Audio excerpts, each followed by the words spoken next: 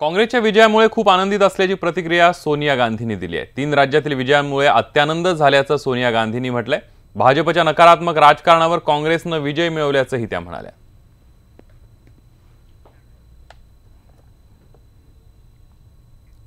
पंतप्रधान नरेंद्र मोदी 18 तारखेला महाराष्ट्राच्या दौऱ्यावर येत आहेत। समृद्धी महामार्गाचं भूमिपूजन आणि कल्याण मेट्रोचं भूमिपूजन करणार असल्याची माहिती मिळते। येत्या काळामध्ये पंतप्रधान मोदींच्या हस्ते महाराष्ट्रात विकास कामांच्या भूमिपूजन आणि उद्घाटनांचा तडाखा आगामी लोकसभा निवडणुकीच्या तोंडावर महत्त्वाकांक्षी प्रकल्पांचं उद्घाटन करणार असल्याचं कळतंय। त्याचबरोबर पुढच्या आठवड्यामध्ये मोदींच्या हस्ते मुंबई नागपूर समृद्धी महामार्ग आणि मेट्रोच्या कामाचं सुद्धा भूमिपूजन करण्यात येणार आहे। भारतीय नौदलामध्ये आज पाणबुडी रक्षा युनिटचा समावेश होतोय। समुद्राखाली कार्यरत असताना पाणबुडी नादुरुस्त झाली किंवा एखादा अपघात घडला तर जवानांना वाचवण्यासाठी कोणतीच यंत्रणा नव्हती।